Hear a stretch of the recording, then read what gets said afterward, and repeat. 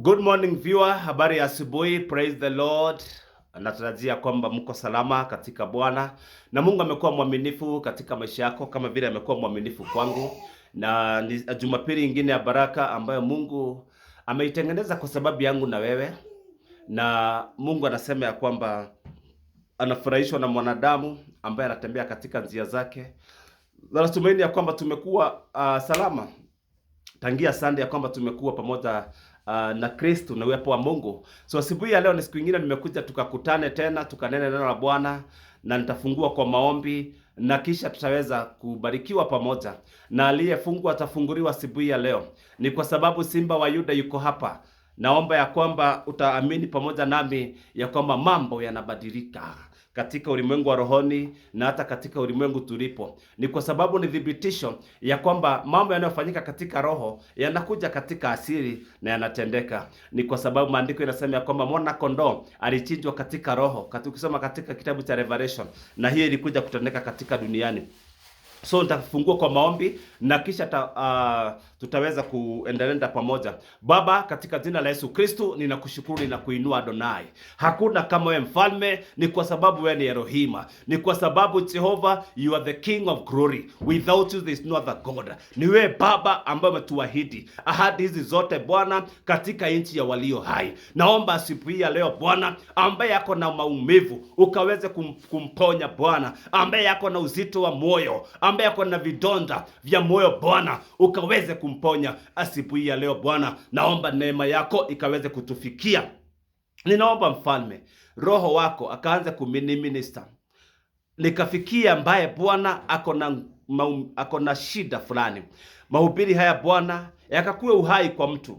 Ni kwa sababu nasema ya kwamba neno lako ni upanga ukatao kuwili na liko hai na lenye nguvu. Naomba Baba likafanye kazi. Naomba Baba ukaongezeke. Naomba Baba ukaongezeke, nami nikapunguke Jehova. Naomba Jehova neno lako likawe kama nyundo, likapasue jabari, hata jabari Baba, katika mahali milimani ambapo kuna milima. Watu wa Mungu Jehova wanatembelea kipindi kizito. Naomba Roho wa Bwana shika ushukani, take preeminence this morning. Nitangulize Roho wa Bwana na ukatende that which you can only do.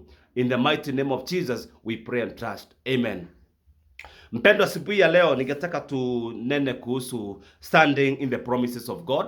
Na standing in the promises of God ni kusimama katika ahadi za Bwana na kukumkumbusha Bwana mambo aliyosema atayatenda katika maisha yako. Na nikwambia kwamba ahadi za Bwana ni yes and amen. Lazima zitakuja kutimia. Ukisimama vile unafaa kusimama, ahadi za Bwana zitafika juu ya maisha yako. Na nikwambie mpendwa, jambo moja ni ya kwamba Yesu Kristo alitabiriwa kuanzia watu kama Jeremiah, watu kama Isaiah, na watu wengi walitabiri. Na hata mambo yaliyotabiriwa, unajua mambo yaliyotabiriwa yanakuwa ahadi kwa mwanadamu.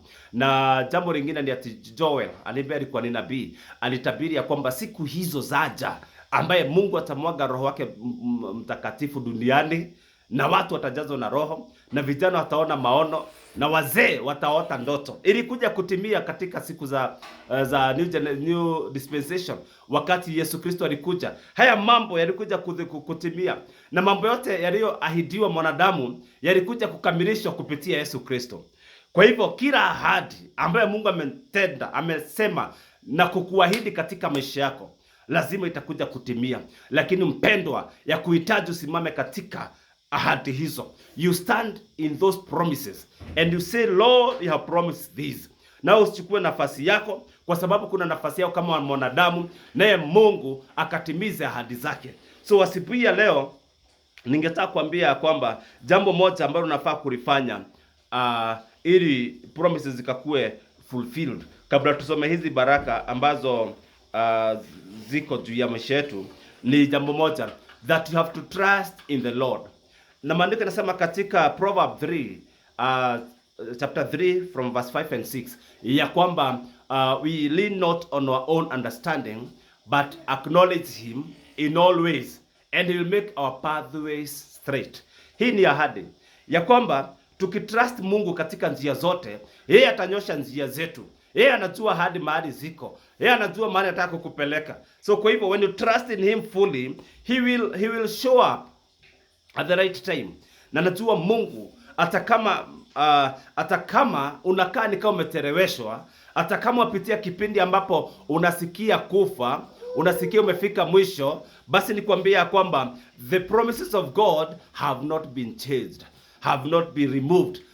Ahadi za Bwana bado zipo. Hata kama unapitia kipindi ambacho unasikia kulia, ambacho unasikia umefika mwisho, ambacho wanadamu wamekosa maana na wewe. Unajua, unapopitia kipindi kizito, wanadamu huwa wakati mwingine wanakudharau. Na katika maisha yetu, kama hauna pesa, utadharauriwa. Kama umekataliwa na wanawake, utadharauriwa. Kama watoto wako wasomi, watadharauriwa. Na siku zetu watu wanaheshimiwa kulingana na ile mali wako nayo. And so, if you don't stand on the promises of God, so that God can fulfill that which he said he would, basi utaona ya kwamba utaremewa katika maisha yako. Na nikwambie mpendwa, ukitrust God in all ways, whatever men will say, haitakujarisha. Ni kwa maana nikwambia ni bure, utajua the Bible says that you are fearfully and wonderfully made. You know the promises in the book. You have to stand on the promises of God so that you may be strengthened, so that you may know the will of God. You have to stand on the promises. You have to know even the promises. Na promises utazijua aje? Promises utazijua kusoma neno la Bwana na kulisoma tena. Na ukilisoma neno la Bwana utajua ahadi ambazo Mungu amekuahidi. Na kusimama kwa hizi promises, you have to trust God. And to trust God, you have to know him. And how do you know him? You have to read the word of God. You have to be in fellowship with him. Na ukikuwa na fellowship na Mungu, then you will know the promises. So jambo lingine, you have to be persistent. Unakumbuka yule mama katika Luka 18 ambaye yeye alikuwa na mfululizo. Na Yesu akitoa huu mfano, alikuwa anatoa kwa sababu alijua mwanadamu, ingawa anajua kuna promises, mwanadamu anaweza kuchoka. Mwanadamu anaweza kuchoka kumtafuta Mungu. Mimi najua watu wengi wamechoka sasa. Kuna vitu mmekuwa mkiomba Bwana na ni kama haisongi, imekuwa kama milima. Na Yesu akasema ya kwamba mkue kama huyu mama ambaye kulikuwa na hakimu ambaye hakumjua Mungu na hakuheshimu wanadamu. And the Bible says kuna mama alikuwa anataka haki. Alishinda akienda kwa ule hakimu, na maandiko inaniambia ya kwamba siku moja huyu hakimu alisema, hata kama simjui Mungu, hata kama simuheshimu mwanadamu, huyu mama nitamtimizia ahadi zake, nitamtimizia hoja yake. Yesu akisema haya maneno alikuwa anasema kulinganisha yule hakimu na Mungu. Wakati mwingine Mungu hakujibu kwa sababu anakujaribu. Wakati mwingine Mungu hakujibu kwa sababu anagojea wakati ufike. Wakati ambao unaitwa the fullness of time. Wakati ambao ufika naye Mungu anafanya. Mungu hufanya mambo kwa mpangilio. Na kama vile aliumba dunia kwa mpangilio. Siku ya kwanza akaumba heaven and earth. Akaenda hivyo akiumba mpaka akaumba mwanadamu mwisho. Alipokuwa ameumba kila kitu, amemuumbia chakula, amemuumbia kazi. Imagine Mungu mwanadamu angeumbwa the first day, angeboeka sana, hakuna wanyama wa kuangalia, hakuna shamba la kuangalia. Lakini ujue Mungu ni mwaminifu kwa sababu aliumba mwanadamu akiwa wa mwisho, kwa sababu ashakamilisha kila kitu. Na mwanadamu alikuwa the Lord, na the Lord lazima appear at the end, mahali mambo imebadilika. So you have to be persistent. Be persistent in seeking God. Dokano yene wetha Ngai. Tafuta Mungu katika kuomba, katika kumngojea. Mungu anapokuhimiza, tengeneza ushirika wako na Mungu ili Mungu akaweze kukusaidia na kutimiza ahadi ambazo alizitimiza wana Israeli. Na kwa sababu siku moja katika kitabu cha Yoshua akasema ya kwamba na sikira ahadi Mungu aliahidi Musa imekuja kutimia. So kwa hivyo mpendwa, nakuambia katika jina la Yesu, kila ahadi inakuja kutimia. Inakuja kutimia bila kugojea katika jina la Yesu. So you have to be persistent. You have to be praying day and night, for God is able to do. So kwa hivyo mpendwa, ahadi za Bwana, you have to be persistent. You be persistent in whatever you are doing. Be persistent in seeking God. Kwa sababu ukisik God, kama hivyo Joshua alisema ya kwamba kila ahadi Mungu aliahidi mtumishi wake Musa ilikuja kutendeka. Jambo lingine, unapokuwa unagojea Bwana na kusimama katika ahadi zake, do not complain. Mara nyingi watu complain. Na mwanadamu anapofinyiliwa sana yeye complain kutoka the beginning. Mungu complain. Cain ali complain katika Mwanzo. And the Bible says Cain ali complain. na hata akamkasirikia Mungu. Wakati mwingi mpendo, unaweza mkasirikia Mungu because there is nothing that is operating in your life. Kitu kingine you have to do, you have to seek your part in the standing on the blessing. Katika Mungu kukubariki, nafasi yako ni gani? Mpendwa, nafasi yako ni gani? Because that is very important. That is very key. What is your position? What is your role in the blessing of God? Kwa sababu ndiyo Mungu aliambia Ibrahimu, kukubariki nitakubariki na utakuwa baraka kwa wengi. Lakini unaona Mungu katika Genesis 15 verse 8 anamwambia mpatie wanyama fulani, nipatie kondoo, nipatie mbuzi, na Ibrahimu alikuwa amwamini Mungu till the end. He was to believe in God. Sasa kwa hivyo lazima ukaelewe role yako ni gani. Tunaona Ezekieli alipochukuliwa katika roho katika bonde la mifupa mikavu, in the book of Ezekiel chapter number 36. Alienda, role ya Ezekiel ilikuwa ni kuongea, lakini role ya the responsibility ya kuleta mafupa pamoja, ya kuunganisha kila kitu pamoja ilikuwa ni ya Mungu. Lakini the responsibility ya mwana wa Adamu ambaye alikuwa ni Ezekiel, aliulizwa na Bwana, mwana wa Adamu, mifupa hii yaweza kuishi tena? Naye akasema ya kwamba wewe wajua Mungu. Ni kwa sababu kuishi kwa kitu ni Mungu anajua, na Mungu akajua huyu mtu amenena vyema, na akamwambia basi itabirie. Na Ezekiel alipotabiria mifupa, the Bible says ilianza kuunganika nikakuwa jeshi kuu. Role yako ni gani? Ni kunenea hali. Mungu amekupatia nguvu na mamlaka katika kinywa chako. Amini na mimi asubuhi ya leo mpendwa, tutanenea mambo ambayo yanatusonga katika maisha yetu. Hata kama yawe ni house rent, hata kama yawe ni school fees, hata kama yawe ni madeni, tutayanenea. Ni kwa sababu dunia iliumbwa kwa neno, na Mungu neno hilo liko ndani yetu. Na neno hilo ni Yesu Kristo. So kwa hivyo ukiamini, it shall be done. So kwa hivyo you have to know your part. What is your part? Your part is to pray. Your part is to believe. Your part is to be alert in the realms of the spirit. Ujue ya kwamba ni mambo magani unafaa kuyafanya katika roho. Ujue ni mambo gani, ni kuomba, ni kufanya kazi gani, uelewe, kwa sababu Mungu lazima atatafuta kitu akubarikie. Aliambia Musa ya kwamba uko na nini? Musa akasema niko na fimbo. Na kutoka hiyo siku ile Musa kitu alisema konayo, ndio Mungu aliitumia paka mwisho. And the Bible says hiyo fimbo ikatawanyisha bahari Shamu. Hiyo fimbo ikameza nyoka wa Farao. Hiyo fimbo ilifanya miujiza, hit the rock. So ikakuwa ni fimbo ya muujiza. So kwa hivyo what you have is what God is going to use. Wengine Mungu amewabariki katika mawazo zenyu. Kuna mnaweza fanya mambo mengi, lakini wakati mwingine katika maisha yetu tunapata what we call Lazarus spirit. Lazarus spirit ni kudesire kukula katika meza ya mfalme. Una desire na utaenda mbinguni, lakini katika maisha haya utalemewa. Ni kwa sababu afadhali udesire ufanye jambo fulani, udesire kubadilika. Kuna mtu ambaye alikuwa anaitwa Lazarus, Zacchaeus, na yeye alisema atabadilika. Aliamua haya maisha yanifurahisha, akabadilika. Akasema akapanda juu ya mti aweze kumfikia Yesu Kristo. Ni kwa sababu inafika mahali pengine unachukua nafasi. Zacchaeus alichukua nafasi yake katika wokovu, ili kama hangepanda mti hangekutwa na wokovu. That is very true. Hii promise ambayo ni ya kuokoa dunia mzima haingemfikia. So kwa hivyo nafasi ya Lazarus ilipanda katika mti. Hallelujah. What was the nafasi ya Mary na Martha ilikuwa gani katika maandiko? Ilikuwa mjulishe Yesu Kristo ya kwamba ndugu yao ambaye ni Lazarus amekufa. Kama angemjulisha Yesu angekuja na hii promise ya, kwa maana Yesu alimwambia Martha, for I am the resurrection and life. Hii mambo ya resurrection na life haingejulikana katika hii nyumba ya Lazarus kama hawa angemuita Yesu. Nafasi yao ilikuwa ni kumuita Yesu.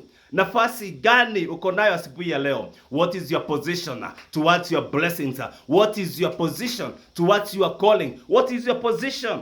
Wengine ni manabii wakubwa, lakini Mungu ataka tu uombe, ukuwe mentored, ukubali ukuwe mentored so that you can reach to your destiny. Lakini you are there, you are waiting God to come Ni kwa sababu kulikuwa na neno la unabii ya kwamba utakuwa mhubiri mkubwa, lakini you are not working towards that. When God declares a promise in your life, there is your role. So what is your part in your blessing? Katika maisha haya, hata kama wewe umeokoka na unamngojea Mungu sana, what is your responsibility in waiting God, in accomplishing the promises of God in your life? Jambo lingine unafaa kuwa nayo, unafaa kujiuliza, are you faithful? Because kukuwa faithful ni kikubwa sana katika ufalme wa mbinguni. Mungu huangalia faithfulness. Na ukiangalia wakati ambapo Mungu unena about faithfulness, it is from Genesis to the Revelation. Mungu akinena kuhusu faithfulness ya mwanadamu. God desires that we shall be faithful. Unajua mpendwa, katika maisha haya lazima ukuwe faithful na ile role Mungu amekupatia katika maisha. So mahali Mungu amekupatia, kama ni mwalimu wa Sunday school, be faithful in that. Do it with all your heart. Kama Mungu amekupatia role in your life, unajua Mungu anaweza kuja kuletea mandate. Ni nini Mungu amekupatia ufanye? Mungu pengine amekupatia biashara ya kuuza mayai tray kidogo. If you are faithful in selling those little eggs, maandiko inasema ya kwamba if you are faithful in little, God will trust you in much. Na ukikuwa mwaminifu na vitu vya watu, Mungu na yeye atakuaminia zako. So kwa hivyo mpendwa, ambacho unafaa kufanya katika maisha haya ni kukuwa faithful. Kuna watu ambao hata hatuko faithful, even with ourselves. Hatuko honest with ourselves. Lakini Mungu ataka tukue faithful servants ili tukaweze kufika katika hatima zetu. So kwa hivyo we have to be faithful. We have to trust God in all ways. We have to be persistent. We don't need to complain. Tusicomplain katika kumtafuta Bwana. Hata kama Mungu hakuji, maandiko inasema ya kwamba kilio ni cha usiku, lakini kunapokucha Mungu huwa anaonekana. Na maandiko mengine yanasema ya kwamba mama huwa na uchungu expect kuzaa, anapofika wakati wake. Lakini yaweze pitisha ati miezi 10. Ushasikia mama amepitisha miezi 10 ama miezi 12? Hakuna. No. Wakati unafika, Mungu anaweka kilio katika maisha yako. Anaweka traveling spirit. That's why tunaambia Paul anasema ya kwamba I travel to you Galatians so that Christ be born in you. I travel. Nalia uchungu ule utungu. So kwa hivyo lazima sisi tuzae kile Mungu amesema tazaa katika maisha yetu. Ni kwa sababu kuna ahadi Mungu ako nazo, na hizi ahadi zitatimia mapo Mungu tutampatia nafasi. So ningetaka tuangalie hizi promises ambazo Mungu ametupatia na itakuwa ya baraka kwetu sana. Promises ya kwanza ni ati Mungu ametuahidi long life. Mpendwa, hakuna kitu kizuri kama kupatiwa long life. Ukienda hospitali, watu ni wagonjwa. Wengine wako na terminal diseases, magonjwa ambayo hawawezi pona. Wengine ni matajiri lakini utajiri uwasaidi. Na kama hata wangeambiwa ya kwamba wabadilishe uhai wao na mali, wangekubali. Ni kwa sababu inafika mahali mpendwa, unakaa katika haya maisha na unaona mali si everything. Ask a rich sick person ambaye amekuwa bedridden, umutatie mali, atashindwa anasema nini? Lakini kwa sababu hatujaelewa, tunadhani ya kwamba vitu za dunia ni za baraka. If God will bless you, is to bless you with life, with many days that are full of life and peace. Kama Mungu amekupatia life full of life and peace, alafu ongeze mali, you are safe, you are comfortable, you will praise him all the days of your life. Lakini kama utakuwa na mali na ukose Mungu, then it is useless. Ama utakuwa na long days with a property na hazikusaidii na uko na magonjwa. Kwa maana maandiko, hata nisome katika maandiko ya Proverb 13. I need to read the book of Proverb 3 and verse number 2. Tuone ya kwamba Mungu ameahidi kutubariki na maisha marefu yenye furaha na amani. So the book of Proverbs chapter 3 from verse number 2. Inasema hivi, for the length of days and long life and peace shall I add unto you. Mungu ametaja vitu ngapi? Length of days. Kwa hivyo siku nyingi na maisha marefu yamejawa na amani. Hiyo ndio Mungu ametuahidi. So kwa hivyo mpendwa, kama unakaa maisha ambayo hana amani, ni kwa sababu there are sicknesses. There are things that brings kuna mambo yanatoa amani katika maisha yako. Basi jua ya kwamba kuna kitu tunafaa kufanya. Ni kwa sababu katika Zaburi 91 and verse 16 inasema ya kwamba I will reward you with long life. Hivyo ndio inasema katika Psalms 91:16.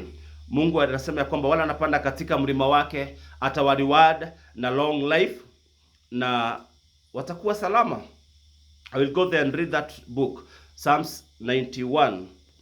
Ni kitabu ambacho mnakizua, lakini ukisomewa mara nyingi utaweza kurelate na hicho kitabu. Psalms 91 verse 16 nasema ya kwamba kwa siku nyingi nitawadhibitisha, nami nitawaonyesha wokovu wangu. Yani, with long life will I satisfy you. Kitu ya kwanza Mungu anaweza kupatia ama akudhibitishie ni kukudhibitishia maisha marefu ambaye yako na uhai tena na yako na wokovu wa Bwana. So kwa hivyo long life, God will give us long life. Na kama jambo moja kama unataka kuishi long life ni kuweza kutii maagizo ya Bwana.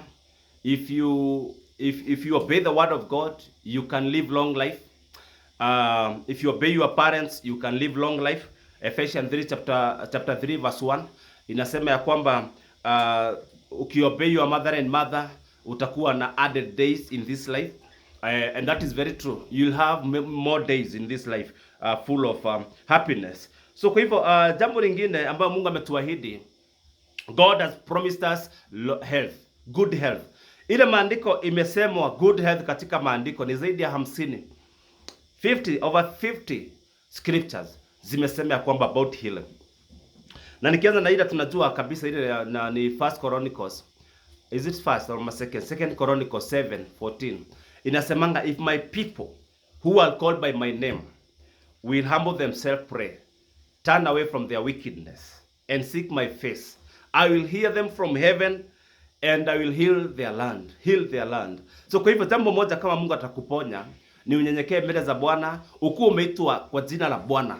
If people who are called by my name humble themselves. Kama umeitwa na jina la Bwana na umenyenyekea, basi magonjwa yakatoke ndani yako asubuhi ya leo, na yakatoke ndani yangu asubuhi ya leo. Magonjwa yaliyojificha, kwa sababu maandiko inasema ya kwamba people called by the name of God watakuwa na uhai na watakuwa na good health.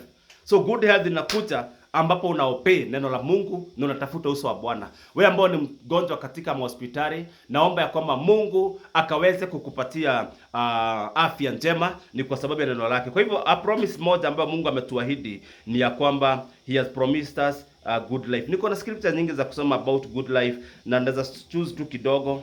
Ukisoma Psalms, hiyo Zaburi tu tuko, unaona Zaburi ni mzuri, it's speaking about all these things. Psalms 103 verse 2 niwasomee hapo kidogo. Psalms 103 verse 2 inasema ya kwamba nafsi yangu umuhimidi Bwana, wala usisahau fadhili zake zote. Yes, inasema hivyo, umuhimidi Bwana na usahau fadhili zake zote. Ninasema hivi, hiyo ni verse 2. Verse 3 inasema ya kwamba akusamehe wokovu, akusamehe maovu yako yote, akuponye magonjwa yako yote. So kwa hivyo God is God that healeth us. Ni Mungu ambaye anatuponya, ni Mungu ambaye anatuponya. He is the Lord that healeth us. Hiyo ni moja. Nataka kusema hadi ingine ni 15, ingine taitaja niseme kama Exodus 15:26. Hii ni wana wa Israeli waliambiwa ya kwamba if you obey me, sicknesses of Egypt shall not be your portion, for I am the Lord that healeth us. Hivi nasema, hiyo ni Exodus 15:26. Niende 2 Kings 20, hiyo nisome. Tunaendelea vizuri. 2 King 20. Yeah, 2 King 20. Oh, thank you Jesus. Bwana ni mwema asubuhi ya leo. Wafalme wa pili 20 na mlango ni wangapi? Mlango ni wa 5. 2 King 20 verse 5 inasema hivi. It says that turn again and tell Hezekiah, the captain of my people, thus is the Lord, the God of David thy father, I have heard the prayer and I have seen the tears. Behold, I will heal you. On the third day thou shalt go up unto the house of the Lord. Kwa hivyo mpendwa, kama umekuwa na unajua mpendwa ambaye anaitwa Hezekiah alifanya kazi ambazo ni mzuri sana katika maisha yake na alimpendeza Mungu sana. No, so kwa hivyo yeye Mungu alimponya katika kitanda chake. Ni watu wengi sana waliponywa. Na hapo sitaingia kwa detail. Ukisoma Jeremia 30:17 bado inaongea the same thing. So kwa hivyo nienda kitabu jambo lingine, promises of God tumesema inakupatia long life, inakupatia good health, na jambo lingine, promises of God gives you hope and prosperity. Tunajua kitabu cha Jeremia 29:11 inasema I know the plans that you have for me is to do me good, to give me future and expected hope. Yes, not to harm me. Hiyo ndio Mungu hana haja ya kutuhamu katika maisha yetu ama ya kutuletea mambo akatufinyilia. Ni kwa sababu Mungu ni mkubwa. He is our Father. Na maandiko inasema kama nyinyi mababa wa dunia mnajua kupeana vitu vizuri kwa watoto wenyu, na what about me, na nyinyi ni waovu. So kwa hivyo Mungu ana plan kutupatia pumziko, ana plan kutusaidia, ana plan kutufikishia mahali tunafaa kwenda. Na hii mambo wana wa Israeli waliandikiwa walipokuwa Babylon. Walipokuwa wamepitia mambo mazito, walipokuwa wamelemewa na utumwa pale, naye Jeremia ambaye alikuwa ni a prophet of hope akaongea, akasema ya kwamba Bwana asema hivi, najua mipango niliyo nayo juu ya maisha yenu. Mpendo, hivyo ndio katika maisha yetu huwa tunakosa kujua mipango Mungu aliyonayo. Lakini nikikuja asubuhi nikuje nikuelezee, nikwambia kwamba mipango Mungu aliyonayo ni ya kukusaidia, ni ya kukutoa katika kitanda hicho cha magonjwa, ni ya kukulipia hiyo deni yako, ni ya kukulipia school fees, ni ya kukupatia amani katika ndoa, ni ya kukupatia promotion katika kazi yako. Nikuje nikuambie hiyo ndio mipango ya Mungu. Mpendo, unapata nguvu na ahadi hizo zinakuja zinatimia katika maisha yako. You just need someone from God to come and tell you that the plan of God is not for you to tarry there. The plans of God is not for you to stand only there. Ni kuambia kwamba mipango ya Mungu anataka kukufanikisha katika nchi ya walio hai. Ukisoma kitabu cha Isaia 1:18 unasema hivi, ati njooni tusemezane na nyinyi, na kama mmetenda dhambi hata ziwe nyekundu namna gani, nitawatakasa. Nitakuja tusemezane nanyi, na mkinisikia vile nawaambia mtakula mema ya nchi. Hiyo ndio mipango ya Mungu. Hata kama umetenda dhambi, the plan of God is for you to be sanctified. The plan of God is for you to be justified. And the plan of God is for you to be glorified. The plan of God is for you to live under his promises. Hiyo ndio ahadi za Bwana, ya kwamba wewe ukaishi katika ahadi zake, ukaongoze katika ahadi zake, ukafike mwisho wako. Ni kwa sababu maandiko inasema ya kwamba Mungu anajua mahali unaenda. Mungu anajua the purpose for which he created you. Mungu anajua, anaelewa mambo yote. Ndiposa akaambia wana wa Israeli, mimi nataka kuwafanikisha. Mimi sitaki kuwadhuru. Hata kama mko katika mateka, hata kama mmeshikwa katika nchi ya watu ya Babylon, mimi sijakuja kuwamaliza. Mimi nimekuja kuambia ya kwamba kuna tumaini. Even me today, this morning, as the man of God, I'm declaring that there is still hope in your life. Hata kama unaona hakuna kazi, hata kama corona imemess everything in your life, I want to tell you something today, that there is still hope. Hata kama watoto wako wote wamepotelea kwa bangi, hata kama katika maisha yako umekuwa tu kiomba, there is nothing that is coming forth. I want to tell you that the word of God is yes and amen. Nikwambie ahadi za Bwana, simama katika ahadi. Kama vile Bwana anasema ya kwamba wana wa Israeli, sijasema tu wanitafute bure. Ni kwa sababu uzao wao Mungu ako na haja nao. Mungu ako na haja na wewe. Kama Mungu angekuwa na haja na wewe mpendwa, haungekuwa hai siku ya leo. Haijalishi wewe kijana umekataliwa na wasichana wangapi. Haijalishi wewe msichana umevunjwa moyo na watu wangapi. Lakini I want to tell you this morning, there is still hope. Even when the tree is cut, there is still hope. By the smell of rain, it shall spread out again. Maisha haya inaweza kaa nikao umekatwa mpendwa. Unashindwa kufika mahali unafaa kwenda. Ulisoma ukafika standard 8 ama ukafika hata form 2. Mambo ikaisha. Pengine ukapata mimba katikati. I tell you, there is still time for restoration. Mungu akasema ya kwamba ati ya kwamba ata restore kile ambacho kiliharibiwa na hata zinge. So kwa hivyo asubuhi ya leo nakupatia tumaini kulingana na maandiko ya Bwana ya kwamba God will restore everything. Hata kama umepitia kipindi kizito kibaya, cha kuonewa, cha kudharauliwa, biashara kuanguka, kuonewa na watu, I'm telling you this morning that there is still hope. Even when the tree is cut, there is hope. Mungu akiambia mtumishi wake Job andike hii andiko, alimwambia andike kwa sababu alijua jinsi vile alikuwa anasikia ni kama kila kitu imekatwa juu ya maisha yake. Ni kwa sababu mtumishi wa Mungu alikuwa watoto wake wameuliwa wote, mali imeisha, mke amemwacha, marafiki wanamuonea, vijana boys are mocking him.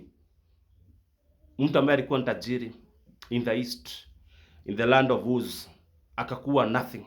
So kwa hivyo akakuwa hana tumaini, na ndiposa Mungu akamweka hii andiko ama hili wazo ya kwamba mti atokikatwa tena utachimpuka tena, it will sprout again.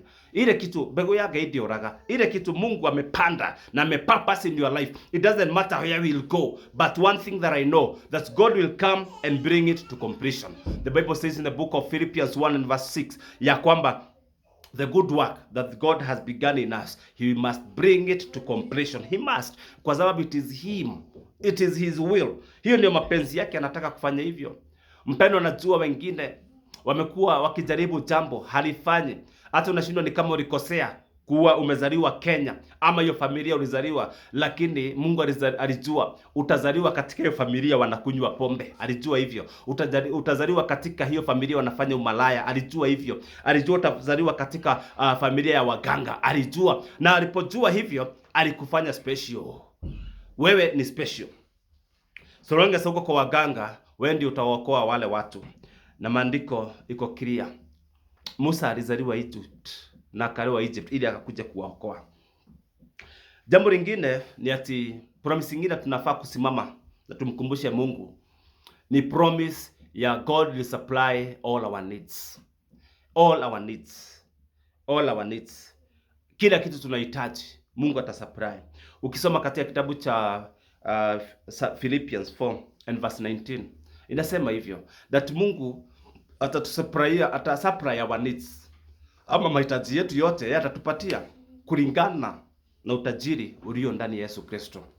Sijui unahitaji nini mpendwa, lakini one thing that I can tell you for sure and confirm is that God will come and visit you. Nafurahishwa na maandiko katika Joseph aliambia wana wa Israeli, katika mateso haya mengi, katika ile siku mtakaa hapa, Mungu atakuja kuwatembelea. Haijalishi mpendwa umepitia wapi, lakini kama utakuwa utrust Mungu, ukuwe persistent, usicomplain, usikiwa roll in the Lord, na ukuwe faithful, basi Mungu atakupeka mahali pako. Haijalishi what you have gone through, but I want to give you a word of hope this morning. Hata kama mambo ni mazito namna gani, Mungu wa Israeli atakuja kukuangalia. Atakuja kupatia mahitaji yako. Pengine mahitaji yako yako katika moyo, hata uwezi ambia pastor wenyu, hata uwezi ukaambia hata wazazi, mke wako, mzee wako. Mambo mengine ni ya siri na yamekusonga sana. Lakini this morning, I know the word of God shall be alive in you. Shall give you direction, shall give you supply of all that you need. Hata kama unahitaji mke, unahitaji mume, unahitaji watoto, umekuwa tasa siku nyingi, wamekutekelea. Hata Hana alikuwa hapo, walimtekelea, lakini siku ilipofika, Hana alizaa nabii. Hana alizaa nabii. Hakuzaa tu mtoto wa kawaida, na nabii ambaye paka siku ya leo tunamjua alifanya kazi kubwa. Jambo lingine Bwana atafanya hiyo ni God will give you rest. Unajua Mungu ametupromise rest. Hakuna kitu kibaya kama kukosa rest in your soul. Yaani nafsi yako ikose hiyo tumaini. Nafsi ifike mwisho. Nafsi ichoke. Mpendo, ninaona watu wanajiua, ninaona watu wanafanya mambo crazy, wanachoma nyumba, wanafanya mambo maovu, ni kwa sababu nafsi yao imechoka. There's nothing too difficult than your soul getting tired, weary. Unakapokuwa weary, lakini Yesu katika Mathayo 11:28 ametupromise rest. Amesema, "Njooni nyote ambao mko na mizigo mizito, nami nitawapatia pumziko." Anawaambia njooni nyote, nitawapatia nira yangu, nayo nira yangu ni nyepesi. Come all who labor and who are heavy laden. Unajua kukuwa na mizigo mizito. Watu wengine wabebeshwa mizigo na shetani, mizigo ya depression, mizigo ya madeni, mizigo ya magonjwa, mizigo ya kuonewa, mizigo ya rejection. Hii mizigo yote inakuwa juu ya your shoulder, lakini Jesus is telling us, I am the way, the truth and the life. And the Jesus saying that you just come the way you are. I will just, nitachukua mizigo katika bega yako na nikupatie nira yangu, ni kwa sababu ni nyepesi. Jambo lingine ambalo tunafaa kusimama juu yake kama promise ni ya kwamba God has said that he will strengthen us. Last time nilihubiri kuhusu getting weary. Wakati mwingine unaweza get so weary with life, kwa sababu hii mizigo nimesema hapa, magonjwa, ndoa ambazo zifanyi kazi. Nakwambia mpendwa, maisha bila Yesu, bila kusimama katika hizi ahadi ni zito sana, ni zito sana, ni zito sana. Na ndio naona watu wengi wamekuwa katika makaburi because walifika mwisho. When you reach the end of your life, the end of your thinking, the end of your ability, ndio nanga unataka solutions zingine, na hizo solutions zingine zinakuwa si za Mungu. Ndio nasema, lakini ukichoka Mungu anakuja na kutia nguvu. Katika kitabu cha Isaiah ambacho nitakisoma, Isaiah 40:29. Hii ni kitabu tunajua sana. It's a book that we are familiar with, na Mungu atatenda mema. Na ni wakati Isaiah alikuwa ni nabii wa tumaini. Alikuwa anatupatia tumaini sana sana. Na hata Yeremia alikuwa ni nabii wa kufariji, wa kutia nguvu. Na nasoma kitabu cha Isaiah 40 and then I'll go to verse 29 as the last verse. I think I will read 29. Inasema hivi, he gives power to the faint, and to them that have no might he increases their strength. That inasema, even the youth shall faint and be weary, and the young men shall utterly fall. 31 inasema, but they that wait upon the Lord shall renew their strength, they shall mount upon with wings as eagle, they shall run and not be weary, and they shall walk and not be faint. Hiyo ni promise ya kwamba utakapomngojea Mungu hata katika mateso mengi, Mungu atakutia nguvu katika safari hii ya wokovu. Mungu atakufikisha mahali unafaa kwenda. Hata vijana wandogo watazimia na wanguke jiani, lakini wewe ambao umemtumainia Bwana, kama vile tulisema ya kwamba you have to trust him. Wewe ambao ulimtumainia Mungu atakutia nguvu kama tai. Utapaa juu na utachoka. Utafika katika destiny yako. And God shall be your portion. Ya mwisho ni ati God has promised to order our steps. Maandiko yanasema he will order your steps. Atatuelekeza. Na tukikubali kuelekezwa na Roho wa Mungu ama kuelekezwa na Mungu, basi tunaweza kuwa watu ambao wamefanikiwa. So we have to wait for God atuelekeze katika miguu zetu. Na maandiko yanasema hatua za mwenye haki zinaelekezwa na Mungu. Na maandiko mengine yanasema ya kwamba and the expectations of the righteous man shall not be cut off. Be blessed mpendwa. Nafurahia kwamba tumeshiriki pamoja. Mungu awabariki, awatende mema. God is faithful, he's good. Tutasimama katika ahadi zake. Tutanenea hali katika maisha yetu na tuongezeke katika imani na tujue Mungu anaenda kutenda jambo jipya. Tuwatangazia mwezi wa 10 hautakuwa kama mwezi wa 9 ama mwezi wa 8 ama wa 7 ama wa 6 ama wa 5 ama wa 4 ama wa 3 ama wa kwanza ama wa pili. Because God is prepared to do a new thing. And every day God is doing a new thing. So what we will say this morning is that we will remind God about his promises. Ukimkumbusha Bwana kuhusu ahadi zake, yeye Bwana husikia. Na bila kumkumbusha Bwana, wakati mwingine anaweza kosa kukuja. Wana wa Israeli walikaa Misri miaka 400, na kwa sababu hawakumkumbusha Mungu hakukuja paka alipowatia kilio juu ya maisha yao. Ndio akamlilia Bwana na ndio akasema nimechagua nabii akuja waokoe. So kwa hivyo Mungu awabariki, mwe na wiki njema, na kama utaokoka nakaribisha katika ufalme. Sema, Bwana Yesu, naja mbele zako. Nimesikia sifa zako. Niokoe, nitakase dhambi. Niandike katika kitabu cha uzima, nifute katika kitabu cha mauti. Tukapofanya hii, sema hivyo, umeokoka, kwa sababu hiyo ni kukiri kwa kinywa na kuamini kwa moyo. And then from there Mungu akuelekeze kwa kanisa ambao wanafundisha Yesu Kristo, ukaingizwa katika madarasa ya discipleship na ukaweza kufundishwa mambo ya Mungu, naye Mungu atakutenda mema, kwa sababu Mungu ni mwaminifu. He is the truth, the way and life. He is a good God, na tukiamini Yesu